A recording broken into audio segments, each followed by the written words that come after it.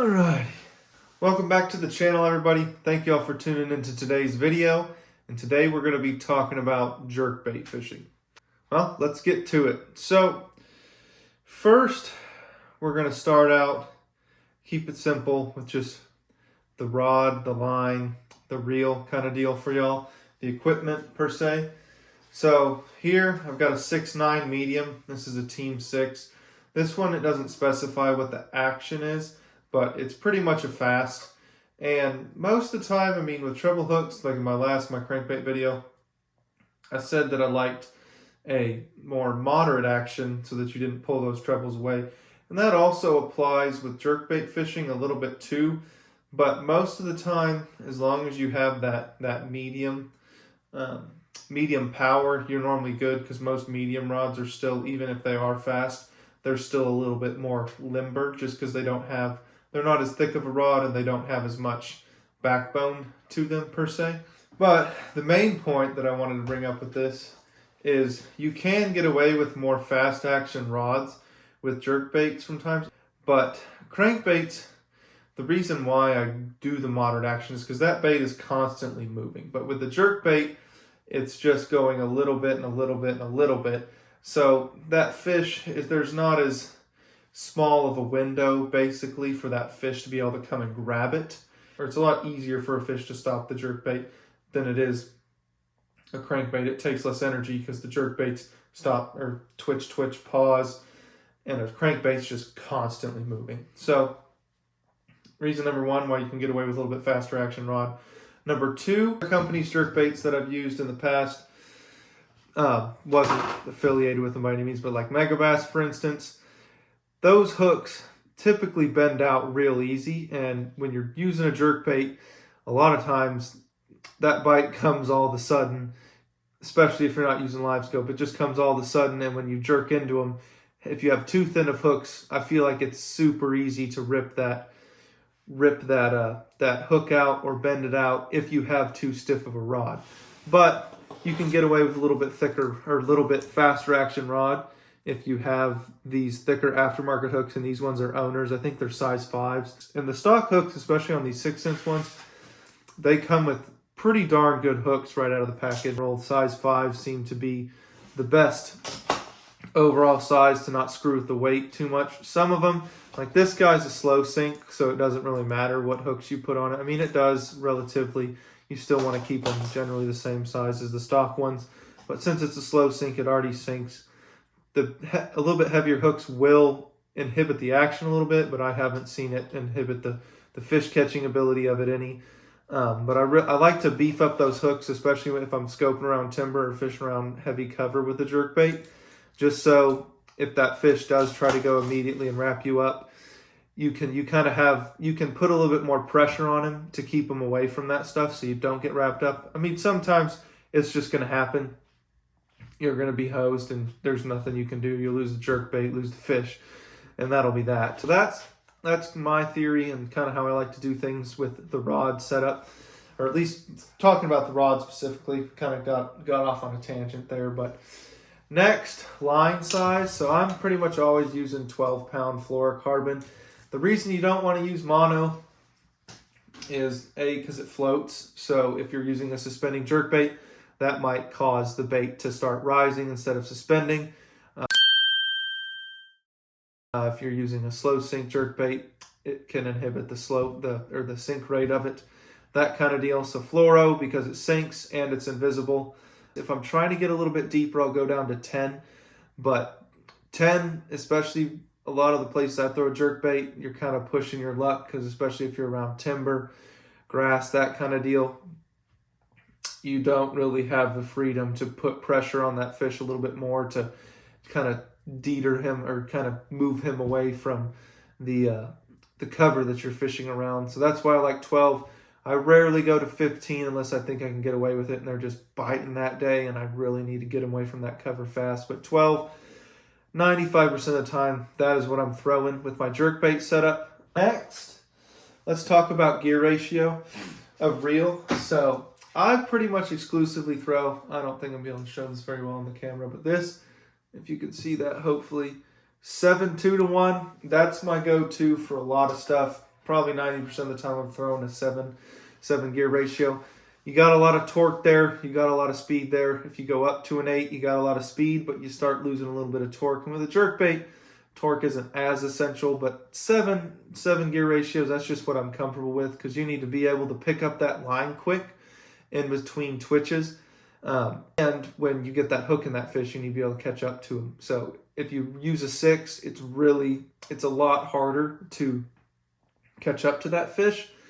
And it's just harder to pick up line quick, because you can burn a 6 2-to-1 as fast as you possibly can, and you're never going to beat a 7.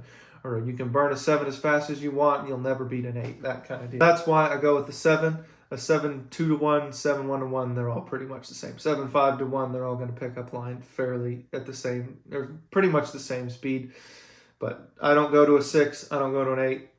I like the 7. So now that we've covered the reel, the rod, and the line, we're going to go into why I would use a junior size over a slow sink, over a silent, over a deep diving style jerkbait. I've really come to like the slow sinks a lot, especially when I'm scoping, because when you're scoping, the fish they're not all going to be 5 feet, 10 feet below the surface. You're going to have different water clarities and so on. And if you have clear water, you don't have to get as close to the fish sometimes, but sometimes you still have to, because they're not in a necessarily great feeding mood, so you kind of got to coax them into biting. But the slow sink is really awesome. The slow sink model is really awesome because you can cover a bunch of different depth ranges, get to a bunch of different fish, and so on. Now, the reason I go to a junior size, this is the 97 DD that 6 cents will be dropping come January, February of 2024. A, you're around a little bit smaller bait. B, they're just not committing to the bigger one for whatever reason. I mean, the size difference isn't that drastic, but for whatever reason, some days this one just ain't cutting it, whether it's the slow sink or regular suspending style. So that's when I'll go to a junior size. That's normally my 1-2 punch. I start with the bigger one or start with the smaller one. Most of the time you start with the bigger one, go to the smaller one. Or if I've caught a bunch of fish on this guy and they're getting used to it, I'll go down to this one, to the junior. If it is windier and you're trying to catch fish, like if you're trying to scope fish, it does get a little bit harder to let this jerkbait sink down to them. Just because the fish will move, the wind will be able to blow your bait a little bit just because of the underwater current kind of deal. Moving on, though, if these two guys aren't working, I will go to a silent version. So this guy's silent, and it can make all the difference in the world. It's the subtle changes. I mean, you can hear, hopefully, let's see. You hear that one, and then you got the 106. So the sound, the size can make a huge difference. If you have livescope, it's great feedback instantly. It's a lot easier to break down which jerkbait they want quicker. If you don't have it, then I'd throw the slow sink kind of out the window unless I'm fishing deeper water. But the size and the sound, basically, those are your two key things that you want to change up when you're jerkbait fishing. Cadence too, but that's a little, we'll get into that in a bit. But sound and size, just remember that. If one sound's not working, go to a jerkbait with a different sound to it.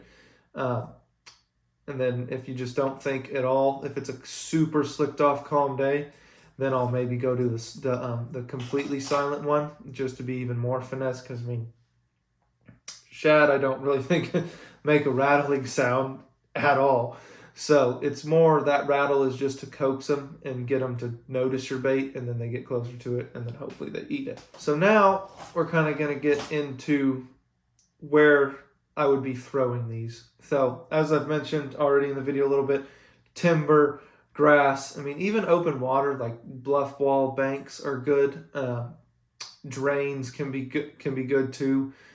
Similarly to the crankbait video I made, if y'all haven't watched that, I can watch that guy. There's pretty solid info there too on what to target, why you should be throwing flat sides instead of your big wobbling square bills, big body style stuff.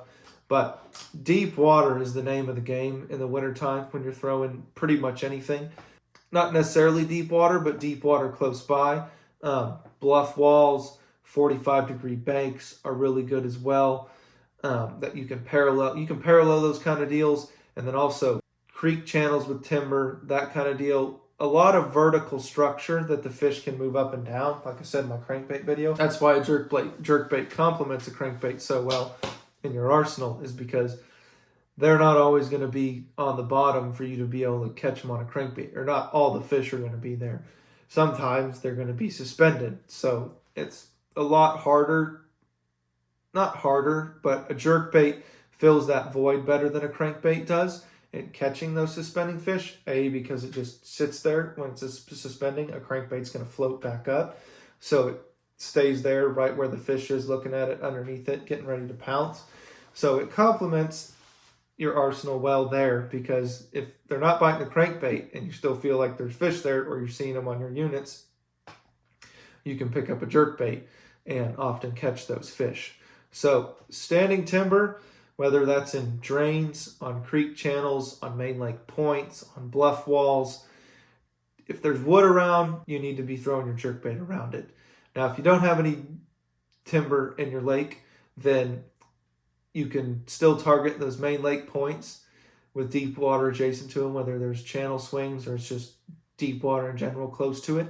The dams of your lakes are oftentimes going to have a lot of deep water access right next to them, and they're going to be at that, typically that more slope, that steeper slope, because that's just generally how most dams are created, is that they have a steeper slope to them, so you can get up there and parallel them in your chosen depth, basically. Now, you obviously don't want to throw the jerkbait right up on the bank in 2 feet of water most of the time in the winter, so you'll be backed off a little bit, but you can parallel the dams, parallel bluff walls if you have them. You can parallel 45-degree banks or your steeper banks kind of deal. So yeah, I think that pretty much covers that. Livescope definitely cuts down the learning process, and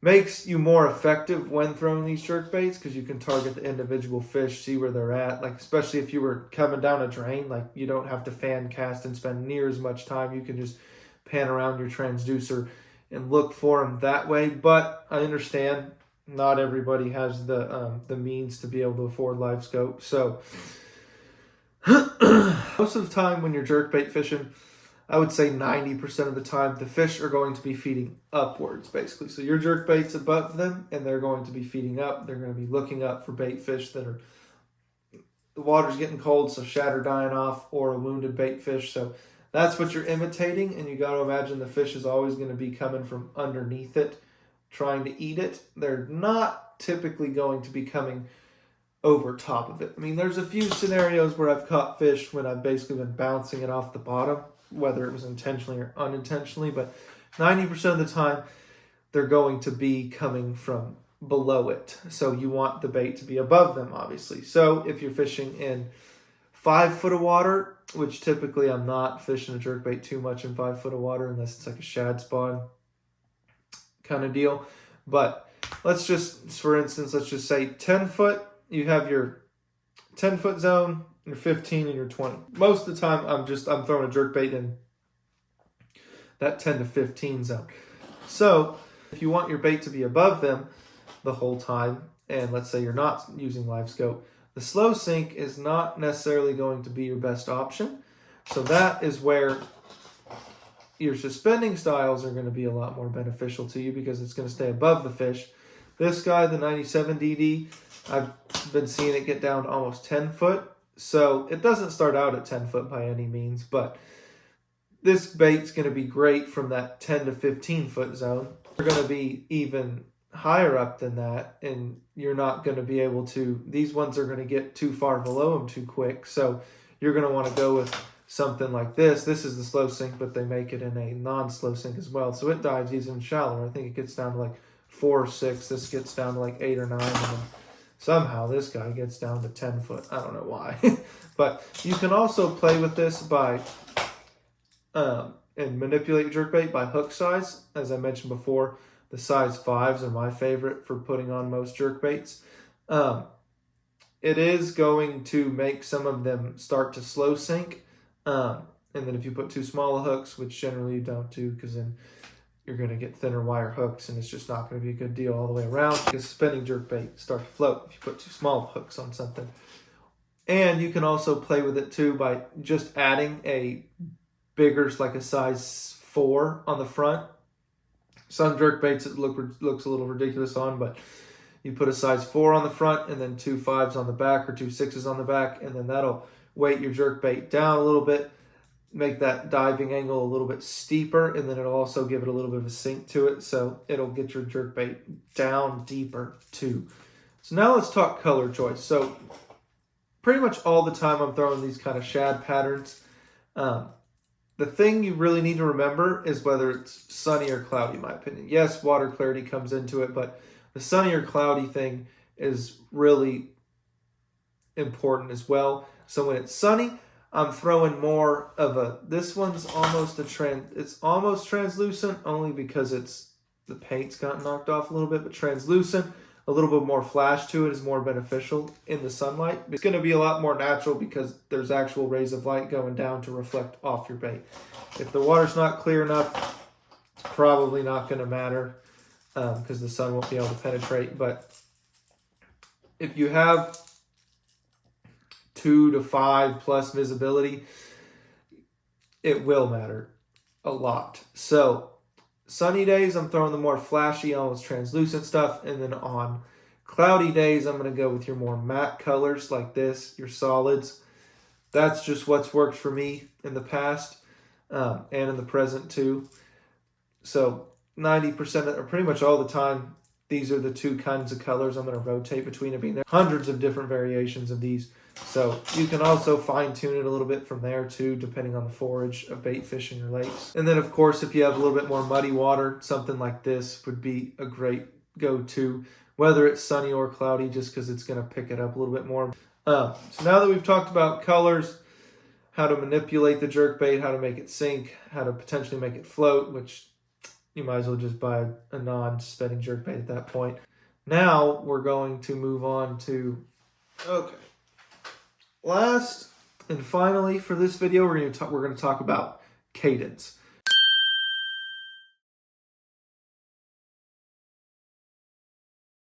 So I'm sure many of you have heard of people in the wintertime when that water's cold. Right now in Texas where I'm at, the water's around 50.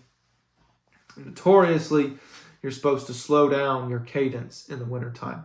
And oftentimes that can be true. Now, do I think 15 to 30 second pauses are necessary? No. Will they still bite it sometimes then? Yes. You still will get bites, but most of the time I'm still only leaving 5 to 10 seconds max between pauses.